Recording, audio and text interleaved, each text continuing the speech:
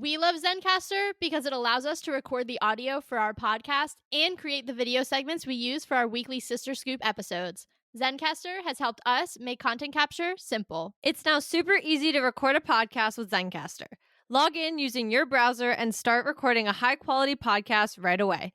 Record studio-quality sound and up to 4K video with your guests, and feel a sense of zen knowing Zencaster's multi-layered backups ensure you always have your recordings in the highest quality, even if the connection is unstable. If you've thought about podcasting before and realized that you need a lot of different tools and services, those days are over.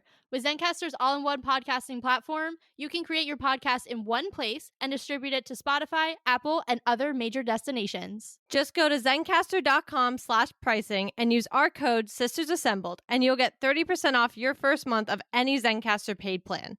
We want you to have the same easy experiences we do for all of our podcasting and content needs. It's time to share your story.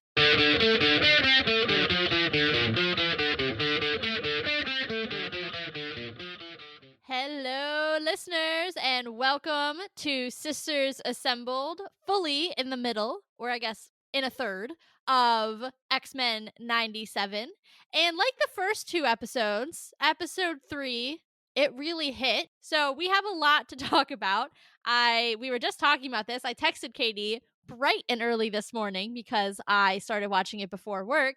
And I'm not going to lie, I was excited for her to be excited because I knew she was going to be pumped.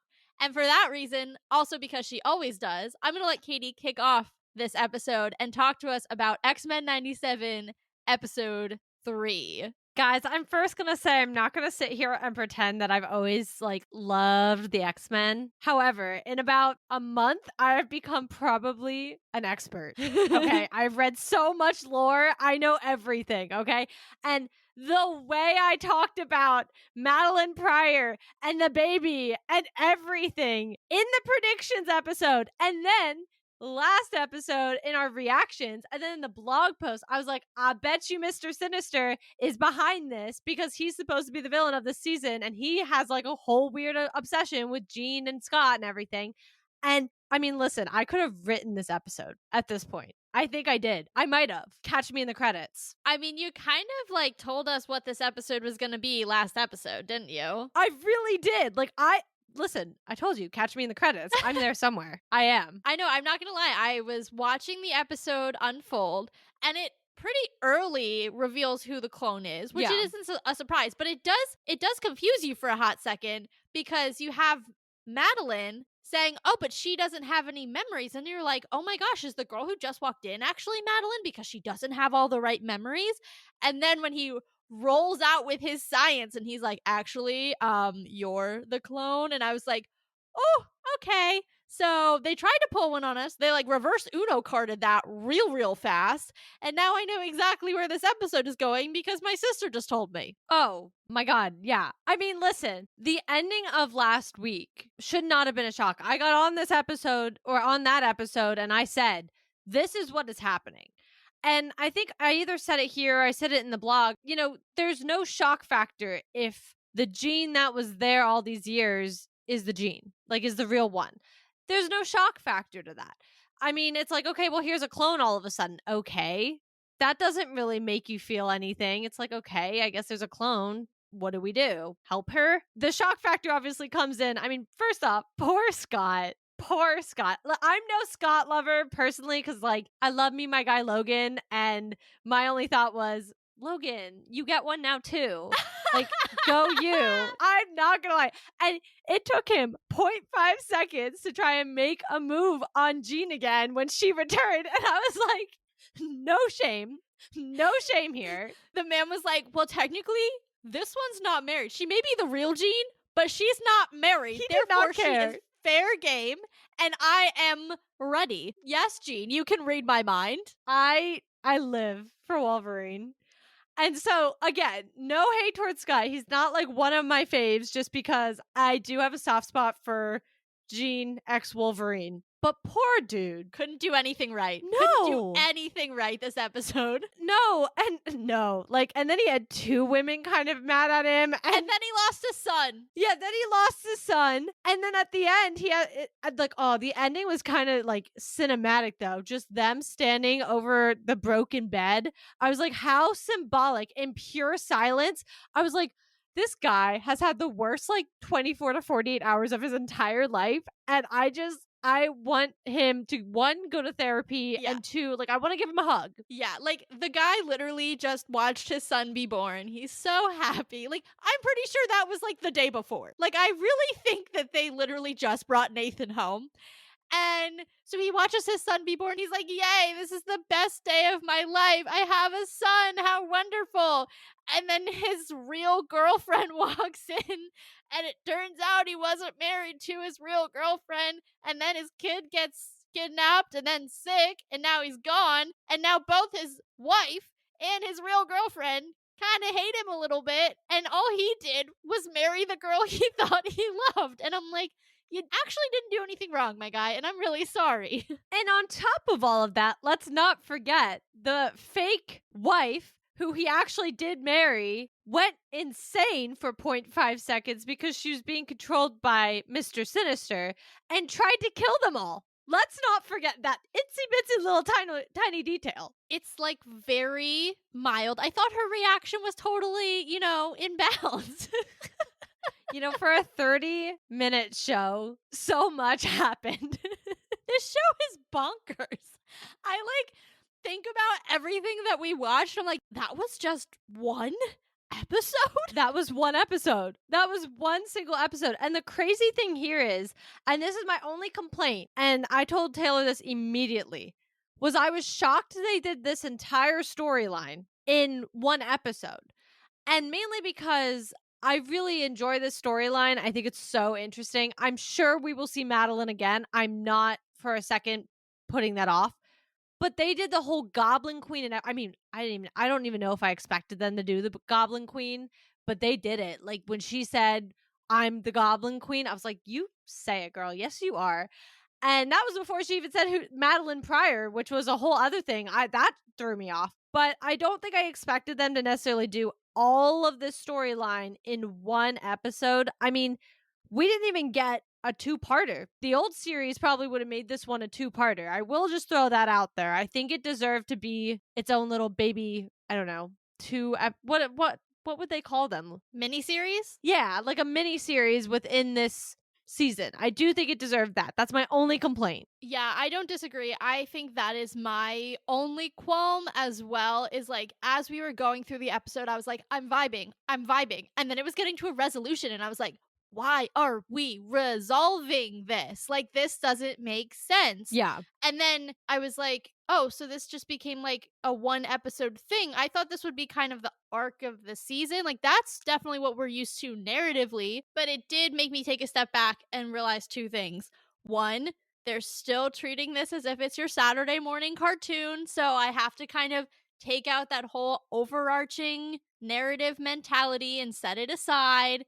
Take that whole thing with a grain of salt, because they are treating it like, for lack of better term, a kid show. Like, you start with or you have a conflict and you resolve it, usually within the same episode. You're right, there were multi-episode arcs in the previous show, but the thing to think about is those were only 20-minute episodes. This is already an episode and a half just by length alone. So I do get it. Like, I definitely too was like, oh, I really kind of was hoping they would draw this out a little bit more. Like, why is Maddie suddenly regulating her emotions? And I get part of that is, not being influenced by Mr. Sinister, but I still think I would be like really frustrated and shocked, and I don't know that I would necessarily be as calm, cool, and collected as Madeline was if I had just found out I was someone's clone. My husband doesn't actually really love me all that much, ? And my kid just got sent to the future. So like, she's very emotionally balanced for someone who just had all of that happen, and I just felt like that was a little too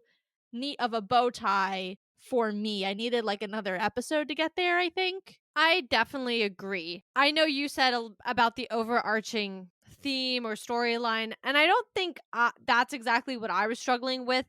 I think going back to the OG series, having some of those episodes that are two-parters, three parts, I think the Dark Phoenix storyline might be 4 or 5. It's 5. I knew one of them was because the regular Phoenix storyline's 4 then, and the other one then must be 5. Oh yeah, I don't know which one's which, but one of them is there are like 5 episode arcs in that show. Yeah, and I think with that knowledge, I was sad that something so big and prominent to really the whole entire Scott Jean relationship was kind of like here, but it's over. And I know it's not completely over because I do understand we're going to see the repercussions of this as Scott and now the real Jean have to figure out how do we continue going on with life at this point. I mean, you had a baby with somebody else, you've gotten married to somebody else, and while you thought it was me the whole time, it wasn't. And she doesn't have those memories. We will see that, and I know we will. But I kind of was wishing this could be a great two-part to tell a bigger story. Of course, you made a great point. This episode pretty much is already 1.5 of the old ones. So we really had the time to fit it, I guess. But I would have liked to see the Goblin Queen kind of drawn out a little longer. Yeah, she was definitely cool. I have so many thoughts about how this ties back to what we did see in the first series because obviously we now know that Nathan is Cable. It's not Nate Gray. That's been confirmed. Not only because Maddie's his mother, but just what happens to him in this episode. I mean, him going to the future, he's Cable, like 100% confirmed. Yeah. But what I kept thinking about when he got sick, and it's a little murky because I zoomed through large portions of that first series. How do you think I feel? I know. I'm pretty sure I watched all 70 plus episodes within a 2-week time span. I'm still working through it, but like seasons 2 and 3 are very murky for me.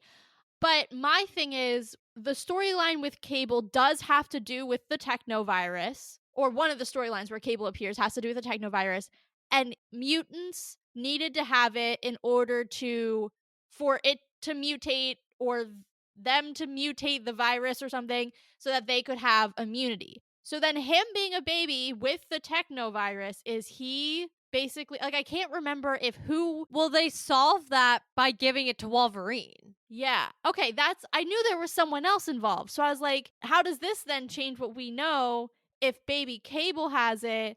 Or was this always supposed to happen? This is why I hate time travel. Yeah, I mean, even for a kid's show, this one's a little rough. From what I remember, I know that Bishop screwing around in the past, I think the second time, stops the virus because his future's messed up. Also, that always has confused me. How Cable and him are from different futures always has me lost. Either way, anyway, moving forward, Cable then goes back because the virus has to happen in his future. And all I remember there is that they end up exposing Wolverine to it because he has the ability to heal himself and then therefore makes the antibodies that they can then use when everyone gets sick in the future. Those were the medical terms that my brain was unable to retrieve. So thank you for saying that in a coherent and intelligent manner because I was struggling. Of course. I always have your back. Thanks, buddy. Sometimes. Anyway, yeah, that's what I remember.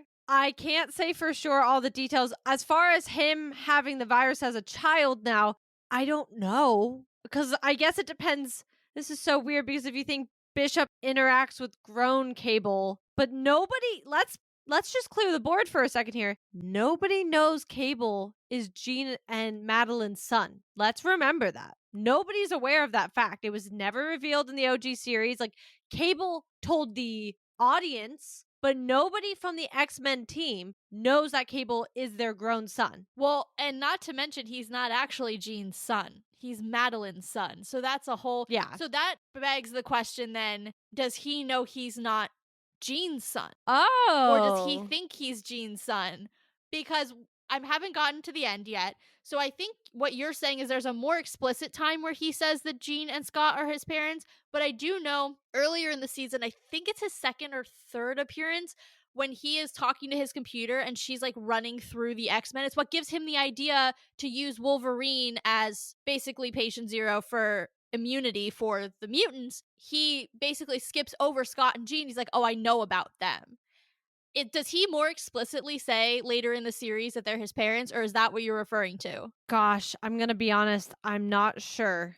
I know he never actually sits there and is like, Scott and Jean Grey are my parents. He never comes out and explicitly says it. However, I cannot remember at the present moment if there's another moment I'm thinking of or if it's that one. I feel like there's a different one where it's a little more clear because I don't think that was early on in the series. And I don't think early on in the series I was putting together who his parents were. Okay, cool. So either way, he, to me, seems like he thinks that Jean is his mother, which biologically, other than carbon dating, which is what Hank Beast did, Yeah. she is. Because biologically, she and Maddie have the same DNA. That's literally the definition of a clone. However, realistically, the Jean Grey that he has interacted with up until this point, that is not the body that carried him. It was Madeline. So I'm genuinely curious to know if he thinks that the woman that he has met on multiple occasions is his mother, because she's not. Unless, Well, but we don't know that. well, that's where I was getting to. We don't know when they switched. That is still the golden question Yeah. that I am very excited to explore. And what I think the rest, obviously not the rest of the series, is going to spend the time doing, but I think throughout the rest of the season, we are going to be getting a little bit here and there regarding this. I am excited to know because they both don't know. Yeah. They both have splotchy memories, and they even sit there and they're like, the Phoenix, and they were talking about when they were the Phoenix, and both of them were like, who was the Phoenix? The power, like they both had memories of being the Phoenix, but only one of them could have been. Yeah. I mean, I know you and I have hypothesized that it makes most sense for them to have made the switch after the Dark Phoenix saga, when Jean had to be basically reincarnated, or yeah, I guess that's the best word, brought back to life essentially because her body died. And so I think that's kind of what you and I have said makes the most sense, but that doesn't necessarily mean that that wasn't Madeline's body that was brought back to life. Right. And to look at it this way, then, keep in mind, Mr. Sinister had to have Jean's body for an extended period of time in order to make the clone and to do everything he had to do. And I mean extended by not a few hours. Usually when he kidnaps her. Usually when he kidnaps her. I just want to pause on that sentence for a hot second. Usually when Jane is kidnapped by this individual, this is how it goes. Well, let's be fair. I mean, it is like that is the B plot of the entire OG series. It is really just is. Jean getting kidnapped by Mr. Sinister. You're not wrong. I just, the way you said it, I was like, we're glossing over this a little too much. It's a little too casual. We need to call this out. I mean, I guess I'm just used to it. I don't know. Desensitized. Yeah, I'm completely yeah. I can't even say the word. I'm completely deep. That's all. Okay, either way, when he usually kidnaps her, it's only for what appears to be a few hours. If Scott is with her, it's maybe a little longer because I feel like normally it takes a little longer when Scott's part of the people who need rescuing.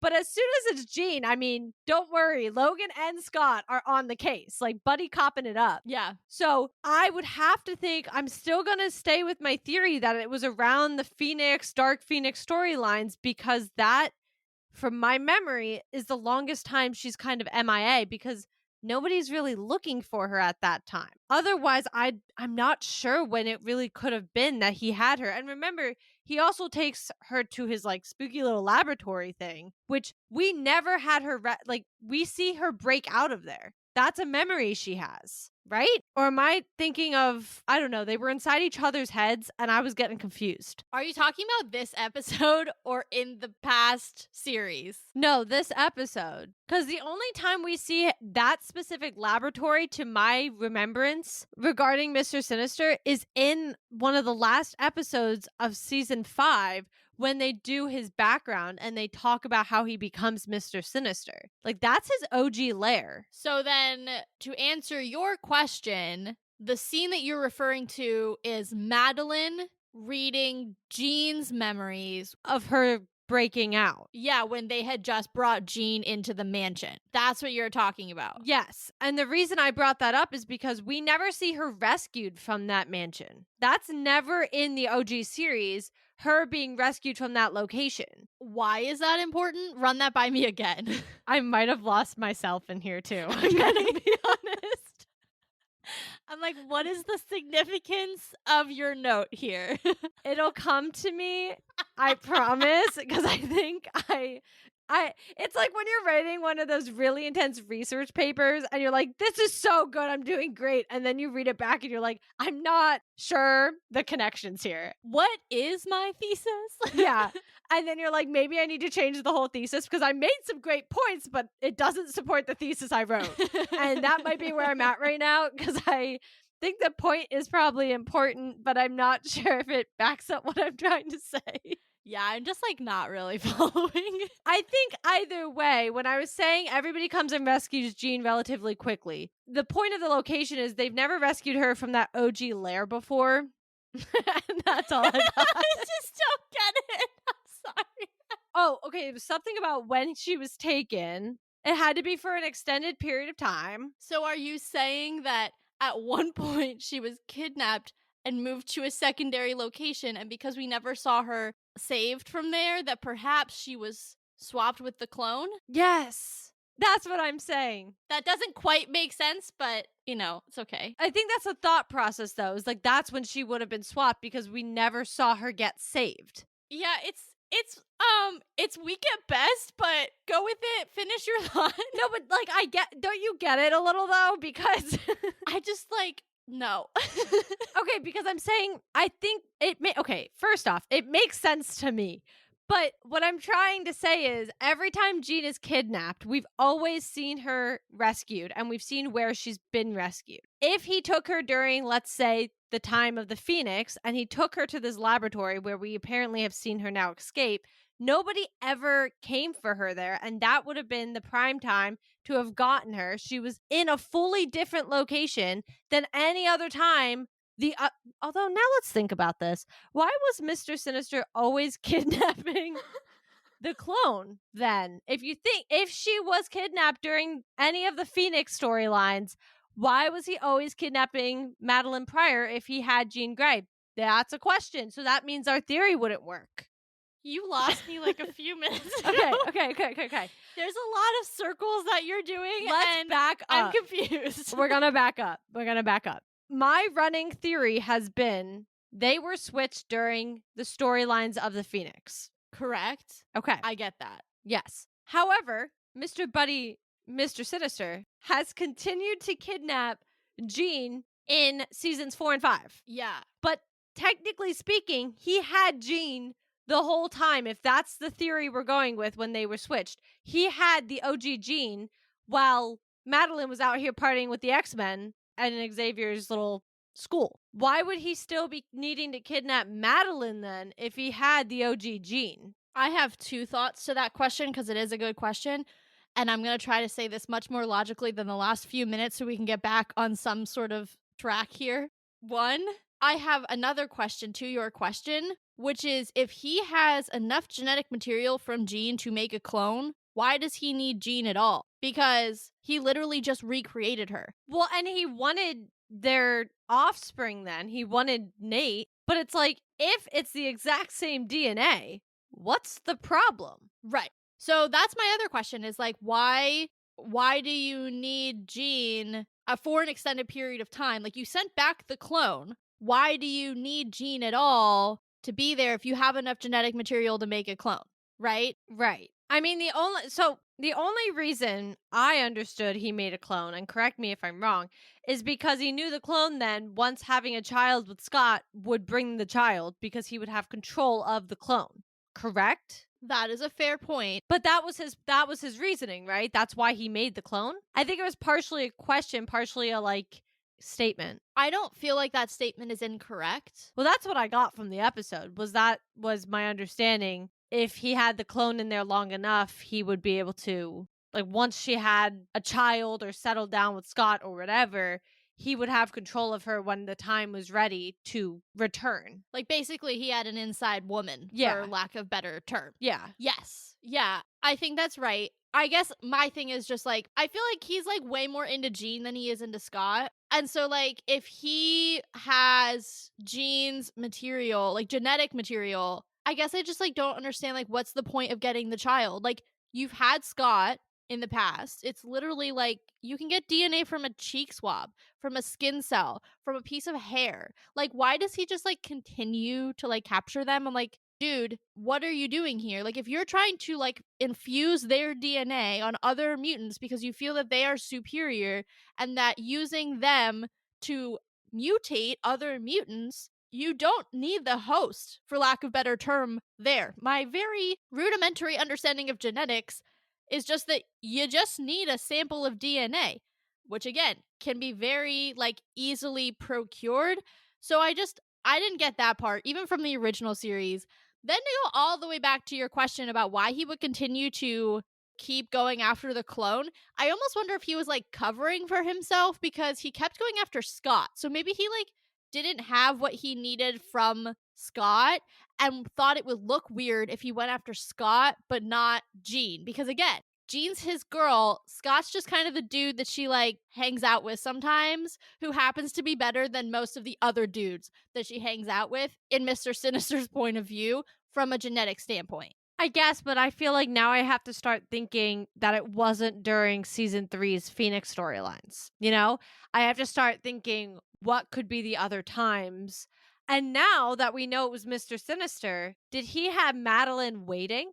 And then one of the times he kidnapped Jean, he just swapped them? Because I feel like now that's a different thing we can consider. Knowing who was behind it, we can consider all those times he was kidnapping her. Maybe he had already created Madeline prior, and all he had to do was swap them when they came to rescue her. He just had to have a Jean there. They were none the wiser. Right. I mean, yeah, that opens up a lot of possibility for, like, basically any time after time number 1, if you think about it. Like, again, I'm not an expert on cloning. I do watch Star Wars, though, so I have more than most people. So I'm going to say, I don't think you need a ton of genetic material to create a clone.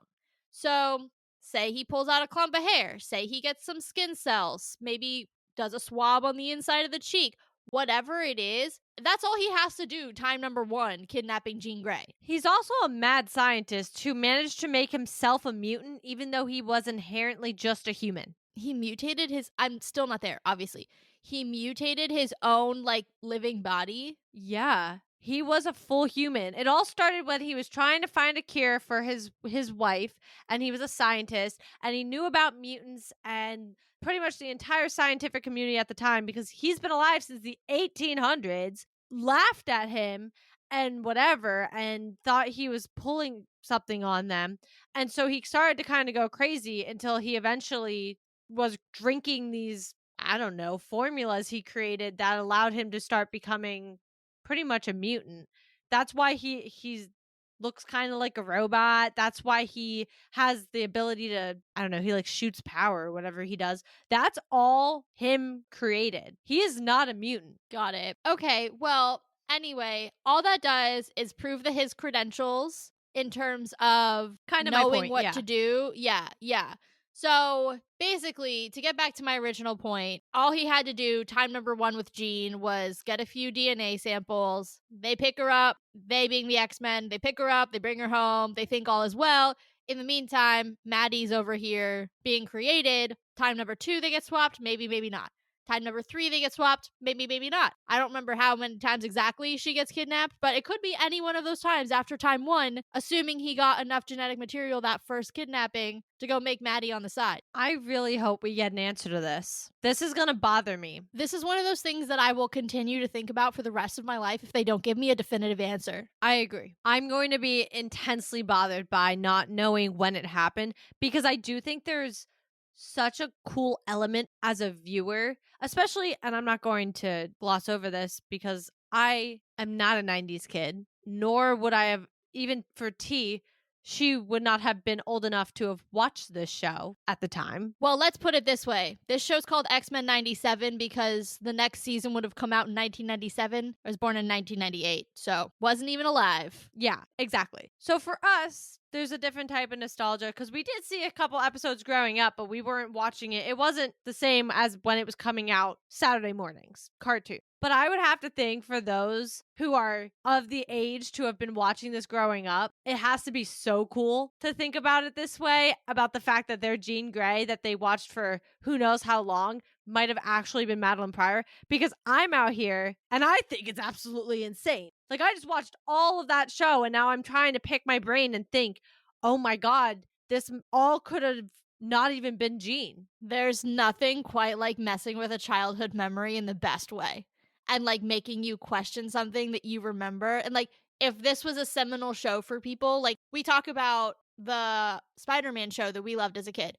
If they were to go back and do something crazy with that, that would blow my mind, right? Because it's such an important memory. It's one of those things that like sticks out to you. It's why we got into Marvel at different levels growing up. Like, that is important. If they did that, I'd lose my mind. And I'm just like, to your point, thinking about those people who grew up on this show and are now going back as a kid and being like, or thinking about when they were a kid, I mean, like, oh my gosh, like that was a totally different experience now, not only because I'm an adult looking back at this, but because I now know these things that at the time weren't clear or weren't even really being considered by the writers, which is fine. But now they've just added another layer of depth to my already like increased nostalgia and like just going back to being a kid and how I felt about that. I mean, you guys are so lucky for all of you who watched this as children. I'm sure there's a part of them that's like, am I lucky to be old enough to be remembering this from my childhood? But do your knees hurt, think millennials? You guys are super lucky. Yeah. I have one more question to ask regarding this before we go on to my favorite topic. Do we think Jean and Scott will make it now? Or do we think, going a slightly off book, the creators might be finally setting us up for Jean and Logan? You're going full love triangle on me here. We have to talk about the other love triangle in this episode. That is the next topic. Well, I couldn't figure out when you were like, my favorite topic. I was like, there's one other big one, and I don't think that's your favorite topic. And then I was like, oh, I know who her favorite topic is. No, but Gambit is my favorite topic. So anything involving him is my favorite topic. Oh, I know. It just took me a half second to get there. But to answer your question, I just don't know how you mess with Jean Grey and Scott Summers. I think it's like if you were to have Sue Storm and Reed Richards get divorced in the upcoming Fantastic Four movie, right? Like, there are a few couples within Marvel who are just so intertwined. They are who everyone thinks of. And I don't know how people are going to react if they don't get back together. And I understand, like, this is not 95% not going to be our 616 X-Men. So it's not like we're going to see this play out in live action and Scott Summers and Jean Grey are not going to be together in live action. Like, that's one thing.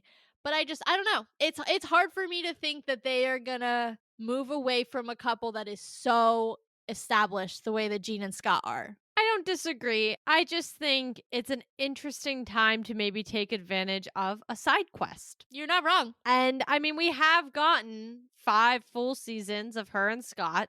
Technically, they've gotten married twice now. Although, actually, no. They've only gotten married. Well, actually, Jean and Scott have never actually gotten married because true. Morph was, when he was under Sinister's rule, was not actually marrying them. Sinister's really into the idea of them getting married, but not really. Yeah.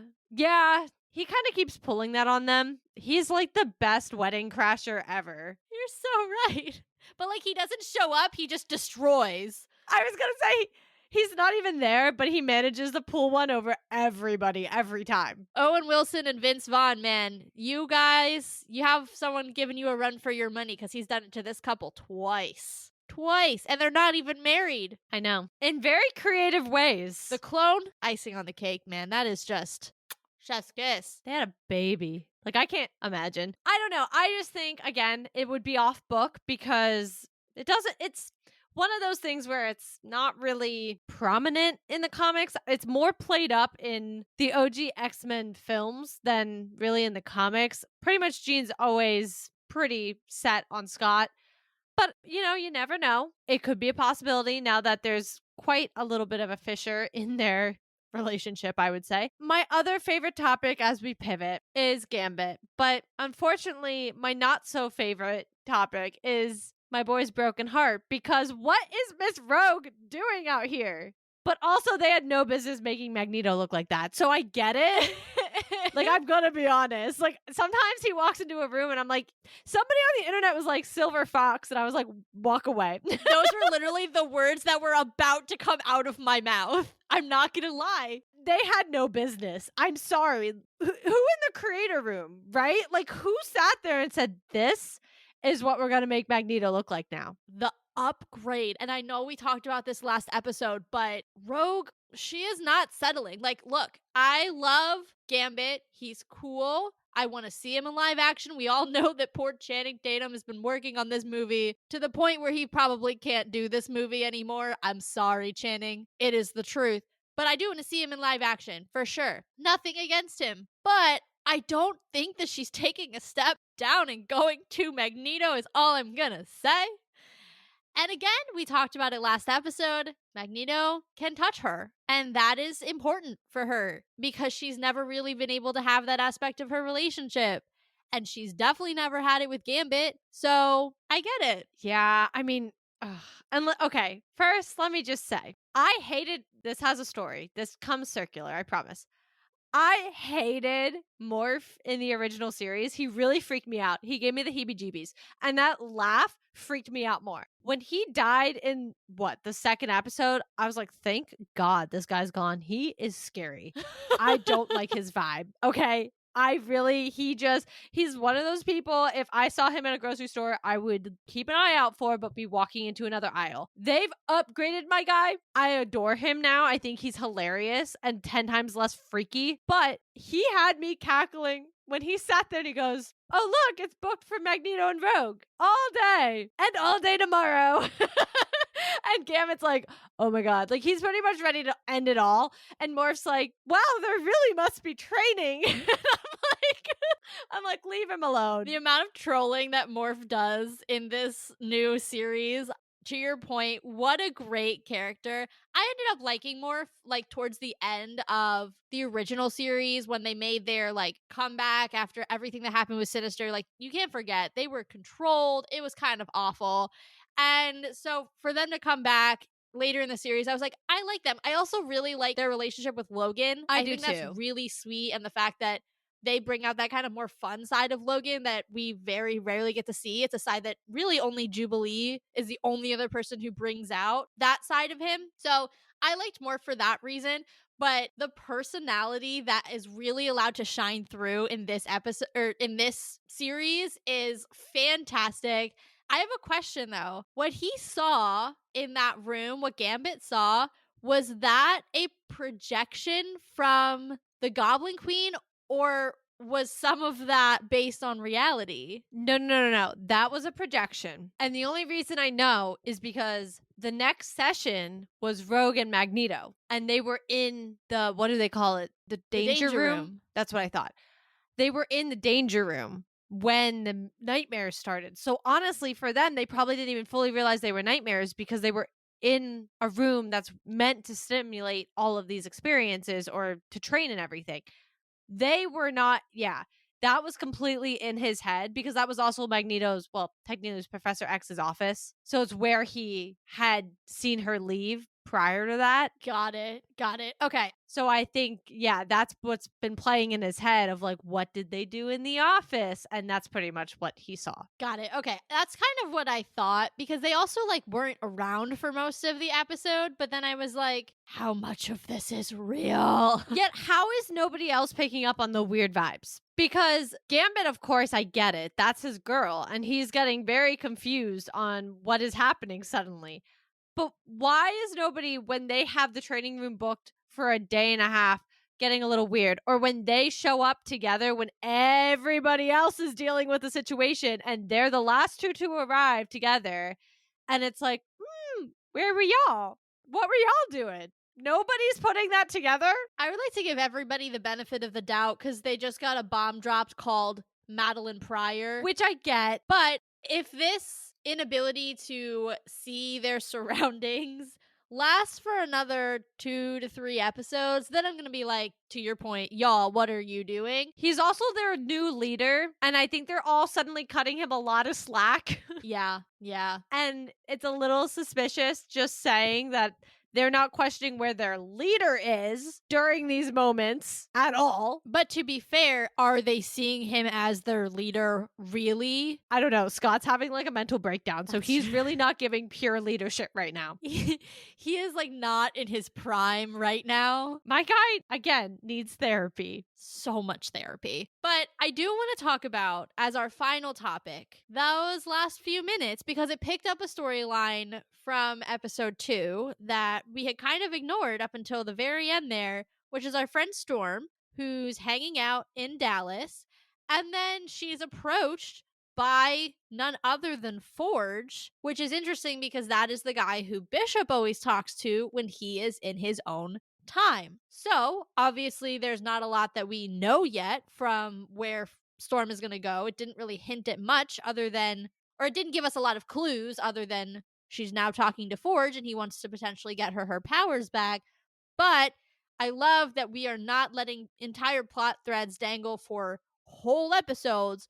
We're getting a little reminder at the end saying, hey, we remembered. She may not be with the team, but she's important. And we are going to come back to this one. So put a pin in her. And next episode, probably, we're going to pull the pin right back out. Yeah, it felt very much almost end credit like, actually. Yeah, it did. Which was a nice touch for us as MCU fans, almost lifelong MCU fans at this point. So I liked that. I do get confused with Forge because Forge is one of those characters that also kind of exists across timelines or across time in general, I should say. But if anyone can get it back, it's him. And all the things that him and his storylines have ever shown to me, he's gonna help my girl, which I'm excited for. Poor Bestie doesn't know her best friend was a clone. So my running theory was that Madeline was gonna go find Storm. Ooh, I like it, especially because in one of the saddest lines of this episode, Madeline says, well, Storm would have believed me. Yeah. Ah, tear my heart out. Why don't you? That one was tough. Oh, for sure. That's why that's my. As soon as she said she was taking off, I had a feeling that maybe she'd be going after Storm because she didn't feel like she could do it before with having Scott and the responsibility of Nathan. But now she's lost both of them and her entire life. And the only person who isn't aware of that is Storm. And the only other person who's going through the same amount of loss in a very different way is Storm. And even if she does tell Storm, there are very few people who have more empathy than that woman. And she is so kind. And she would be a great shoulder to cry on because realistically, Maddie isn't an antagonist. She is also a victim. She didn't do any of this saying, ha ha ha, I'm going to trick all the X-Men into thinking that I'm Jean Grey. She really thought she was Jean Grey to the point where she read the real Jean Grey's mind and said, wow, she has so many of my memories. Like, she is a victim. And I think that got lost for so many of the people who were closest to her because they felt betrayed. And I get it, Scott. Like, dude, you went through it. We talked about it.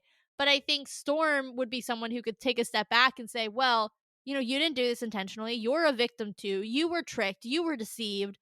And can give her the space to like emote and process and basically do all the things a best friend is supposed to do, even if she, you know, does tell her and it is revealed, or she does reveal, hey, I really thought I was Jean, but our friendship is still real because we were friends for however long I was living in Jean's life. And even for me, before that, because I have all of Jean's memories of the two of you together prior to my even arriving on the scene. Yeah, I think I'm going to stick with that theory in the sense of it's most likely to me because I don't see Madeline going away completely.